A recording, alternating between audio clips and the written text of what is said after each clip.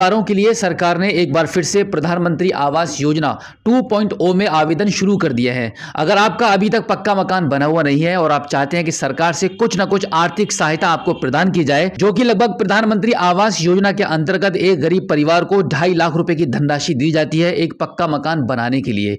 तो आज की इस वीडियो में हम आपको बताने वाले हैं कि आप घर बैठे अपने मोबाइल फोन के माध्यम से ही इस योजना में कैसे अप्लाई करेंगे और इसके लिए आपके पास क्या क्या डॉक्यूमेंट्स होनी चाहिए, गवर्नमेंट की इस योजना में अप्लाई करने के लिए क्या क्या कंडीशंस है, इसके बारे में कंप्लीट जानकारी आज आपको मिलने वाली है। प्रोसेस बहुत इजी है और पूरी वीडियो देखिए जिससे कि आप भी घर बैठे इस योजना में अपना फॉर्म अप्लाई कर पाएं। इसके लिए आप अपने मोबाइल फोन के गूगल पर टाइप करेंगे पीएम आवास योजना। उसके बाद वेबसाइट का जो पहला लिंक आपको दिखाई देगा इस पर आप क्लिक कर देंगे। क्लिक करने के बाद आप देखेंगे आपके मोबाइल फोन की स्क्रीन पर कुछ इस प्रकार से पीएम आवास योजना की वेबसाइट ओपन हो जाएगी। अब यहां पर आप सबसे ऊपर देख सकते हैं PMAYU 2.0 के लिए आवेदन करें, इस पर आप क्लिक करेंगे। क्लिक करने के बाद आप देखेंगे एक नए पेज पर आप आ जाएंगे। यहाँ पे अब यहाँ पे ऊपर की साइड में देखेंगे ब्लैक कलर में 3 लाइंस बनी हुई हैं, इस पर आप क्लिक करेंगे तो यहाँ पर कुछ ऑप्शंस ओपन हो जाएंगे जिसमें से अप्लाई फॉर PMAYU 2.0 का ऑप्शन आपको मिल रहा है, इस पर आप क्लिक कर दीजिए। इस पर क्लिक करने के बाद नीचे की साइड में आप देखेंगे यहाँ पे क्लिक टू प्रोसीड लिखा हुआ है, इस पर आप क्लिक करेंगे। अब यहाँ पर आपके डॉक्यूमेंट्स की लिस्ट निकलकर सामने आ जाएगी कि इस योजना में आवेदन करने के लिए आपके पास क्या क्या डॉक्यूमेंट्स होने चाहिए। तो आवेदन को स्टार्ट करने से पहले एक बार हम इसके डॉक्यूमेंट्स को सही से समझ लेते हैं। आप यहाँ पे स्क्रीन पर देख पा रहे हैं कि डॉक्यूमेंट्स में बताया जा रहा है कि आवेदक का आधार विवरण, आधार संख्या, आधार के अनुसार नाम व जन्म तिथि, इस यानी कि आपका आधार कार्ड इसमें लगाया जाएगा और इसी के साथ में परिवार के सदस्यों का आधार विवरण, आपके परिवार में जितने भी लोग हैं उन सभी के आधार कार्ड भी इसमें रिक्वायर्ड रहेंगे। और इसी के साथ में तीसरे ऑप्शन में आप देख सकते हैं कि आवेदक के सक्रिय बैंक खाते का विवरण, और यहाँ पर आपका बैंक अकाउंट लगेगा और आपके बैंक अकाउंट में आपका आधार कार्ड लिंक होना चाहिए। इसी के साथ में चौथे ऑप्शन में आय प्रमाण पत्र यहाँ पे दर्शाया गया है। पांचवें ऑप्शन में जाति प्रमाण पत्र और इसी के साथ में भूमि दस्तावेज, ये सब डॉक्यूमेंट्स आपके पास रहनी चाहिए। जब भी आप आवेदन करेंगे तो ये सब डॉक्यूमेंट्स आपको इसमें अटैच करने होंगे। अब यहाँ पर हम इसको प्रोसीड कर देते हैं। प्रोसीड करने के बाद अब यहाँ पर आपकी एलिजिबिलिटी चेक की जाएगी। एलिजिबिलिटी चेक करने के लिए सबसे पहले आप यहाँ पे भरेंगे आपकी एनुअल इनकम, जो भी आपकी एनुअल इनकम है वो यहाँ पे आप फिल कर देंगे। उसके बाद यहाँ पे कुछ ऑप्शंस आपको चूज करने होते हैं कि सिलेक्ट मिशन कंपोनेंट, यहाँ पर पहले वाले ऑप्शन को चूज करेंगे कि अगर आपका प्लॉट है और उस पर अपने खुद की जमीन पर आप अपना मकान बनाना चाहते हैं तो पहले वाले ऑप्शन को चूज कर लेंगे। उसके बाद आपसे पूछा जा रहा है कि क्या आपका पूरे भारत में कहीं पर भी कोई पक्का मकान बना हुआ है, तो यहाँ पर आप नो कर दीजिए।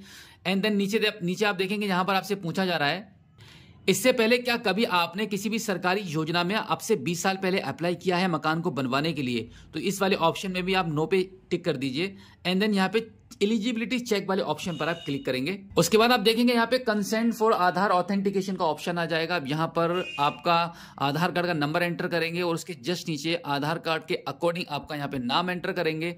ये सब डिटेल्स को एंटर करने के बाद अब यहाँ पे टर्म्स एंड कंडीशन को एक्सेप्ट करके आप जनरेट ओटीपी वाले ऑप्शन पर क्लिक कर देंगे। अब आप देखेंगे आपके आधार कार्ड के रजिस्टर्ड मोबाइल नंबर पर यूआईडीआई की तरफ से एक ओटीपी जा चुका है। अब यहाँ पे आप ओके कर दीजिए। ओके करने के बाद अब यहाँ पर आपको ओटीपी एंटर करके यहाँ पे सबमिट करना है।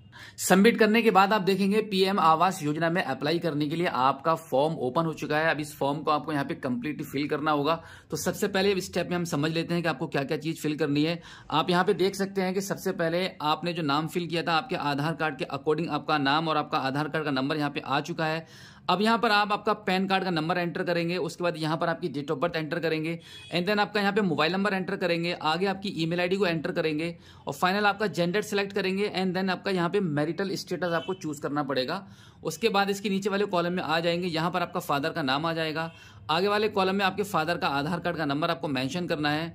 एंड देन यहाँ पे आपकी मदर का नाम आपको यहाँ पे मेंशन करना है आधार कार्ड के अनुसार और उसके बाद उनके आधार कार्ड के नंबर को यहाँ पे एंटर करना है। उसके बाद एम्प्लॉयमेंट स्टेटस वाले ऑप्शन पर आप आ जाएंगे। यहाँ पे लिखा हुआ है रोजगार की स्थिति, इस पर आप क्लिक करेंगे तो यहाँ पर आपको अपना रोजगार चूज कर लेना है। अगर आप सेल्फ एम्प्लॉयड हैं तो आप ये चूज कर लीजिए। उसके आगे आप देखेंगे आवेदक का व्यवसाय का ऑप्शन आपको मिल जाएगा, इस पर आप क्लिक करेंगे तो यहाँ पर आपको अपना व्यवसाय चूज कर लेना होगा कि आप क्या काम करते हैं। व्यवसाय चूज करने के बाद अब यहाँ पर आपको आपका रिलीजन चूज करना होगा कि आप किस धर्म से ताल्लुक रखते हैं, तो यहाँ पे आप अपना धर्म चूज कर लेंगे। उसके बाद आप यहाँ पर आपको आपकी कैटेगरी चूज करनी होगी। कैटेगरी वाले ऑप्शन पे क्लिक करेंगे तो यहाँ पर आप जो भी आपकी कैटेगरी है वो चूज कर लेंगे। एंड देन यहाँ पे अगले वाले ऑप्शन में आप देखेंगे यहाँ पे आपको आपकी क्वालिफिकेशन का ऑप्शन आ जाएगा कि आपकी जो भी क्वालिफिकेशन है वो यहाँ से आप चूज करेंगे। अगर आपने कोई भी एजुकेशन नहीं ली है तो यहाँ पे नो एजुकेशन को टिक कर लेंगे। अगर आप थोड़ा बहुत भी पढ़े हो तो अप टू मैट्रिक चूज कर लेंगे। अगर आपने 12वां पास किया है तो इंटरमीडिएट चूज करेंगे। और अगर आपने ग्रेजुएशन किया हुआ है तो यहाँ पे बैचलर वाले ऑप्शन पे टिक कर लेंगे। अब आगे आप देखेंगे यहाँ पर लास्ट में आपसे पूछा जा रहा है कि क्या आप पीएम स्वनिधि भवन और निर्माण श्रमिक आंगनवाड़ी कार्यकर्ता, पीएम विश्वकर्मा के तहत कारीगर, सफाई कर्मी, झुग्गी चौल निवासी के लाभार्थी में से हैं। तो यहाँ पर अगर आपने इनमें से किसी भी योजना में आवेदन कर रखा है तो आप यस पर टिक करेंगे, अदरवाइज आप नो कर देंगे। और इतना करने के बाद यहाँ पे आप सेव एंड कंटिन्यू वाले ऑप्शन पर क्लिक करेंगे। सेव एंड कंटिन्यू करने के बाद आप देखेंगे आपके फैमिली मेंबर्स की डिटेल्स यहाँ पे ओपन हो जाएगी कि आपने अभी पर्सनल डिटेल्स में आपका फादर नेम, मदर नेम और आपका नाम जो फिल किया था आधार कार्ड के नंबर के साथ में, वो सब डिटेल्स यहाँ पे आपकी मेंशन हो जाएगी। उसके बाद आगे आप देखेंगे यहाँ पे अगला ऑप्शन आपको मिल जाता है हाउस होल्ड डिटेल्स। इस पर आप क्लिक करेंगे तो यहाँ पर आपको शुरू में आपने अभी जो इनकम यहाँ पे फिल की थी 50,000 रुपए की, उसके मुताबिक आपको यहाँ पे आपका इनकम सर्टिफिकेट अपलोड करना रहता है। जैसे कि आप यहाँ पे देख पा रहे हैं कि इनकम सर्टिफिकेट यहाँ पर आपको अपलोड करना है। आप पीडीएफ में ही आपको ये फाइल अपलोड करनी होगी। यहाँ पे चूज फाइल वाले ऑप्शन पर आप क्लिक करेंगे तो इस प्रकार से यहाँ पर आपके ऑप्शंस आ जाएंगे। तो फाइल्स वाले ऑप्शन पर क्लिक करके आपकी फाइल को यहाँ पे अपलोड कर देंगे। अपलोड करने के बाद इस कस्बे शहर में रहने की वर्षों में संख्या यहाँ पे आपको दर्शानी होती है। तो यहाँ पे आप सिलेक्ट वाले ऑप्शन पर क्लिक करेंगे तो यहाँ पर आपको ये मेंशन करना होगा कि जो एड्रेस आपने फिल किया है या आपके आधार कार्ड पर जो एड्रेस है जहाँ के लिए आप मकान के लिए अप्लाई करना चाह रहे हैं, वहां पर आप कब से रह रहे हैं।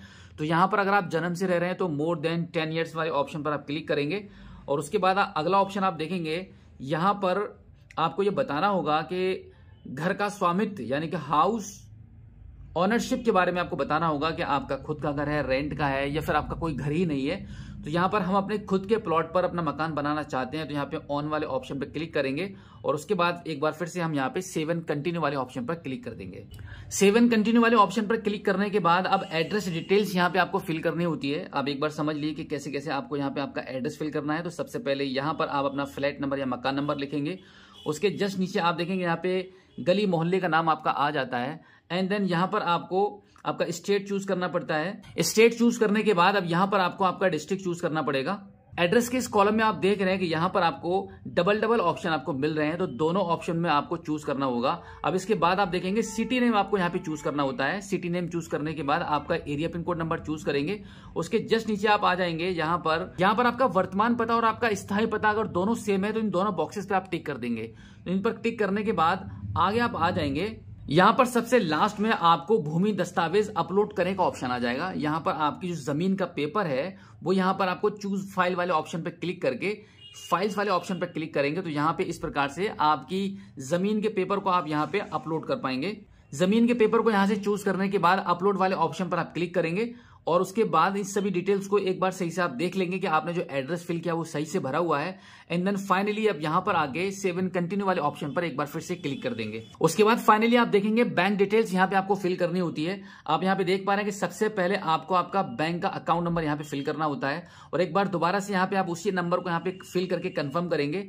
एंड देन आप यहाँ पर देखेंगे IFSC कोड आपका आ जाएगा। यहाँ पे आपका जो बैंक जिस भी बैंक में आपका अकाउंट है, जो अकाउंट नंबर आपने यहाँ पे एंटर किया था उसका यहाँ पे IFSC कोड जो कि आपकी बैंक पासबुक पर आपको लिखा हुआ मिल जाता है, वो यहाँ पे एंटर कर देंगे। एंटर करने के बाद एक बार आपसे फिर से पूछा जा रहा है कि यहाँ पे कुछ सरकारी योजनाओं के नाम यहाँ पे लिखे गए हैं, आप यहाँ पे पढ़ के देख सकते हैं। इनमें से किसी भी सरकारी योजना में क्या आपने कभी कोई आवेदन कराया हुआ था या लाभ इसका उठा चुके हैं, तो यहाँ पर आप यस वाले ऑप्शन पर क्लिक करेंगे। और अगर आपने कोई भी इनमें से किसी भी योजना पर आवेदन नहीं कराया है, अब तक आपको किसी भी सरकारी योजना का कोई भी लाभ नहीं मिला है, तो आप यहाँ पे नो वाले ऑप्शन पर टिक करेंगे। उसके बाद यहाँ पर आप टर्म्स एंड कंडीशन को एक्सेप्ट करेंगे एंड देन यहाँ पे फाइनल सेव कर देंगे।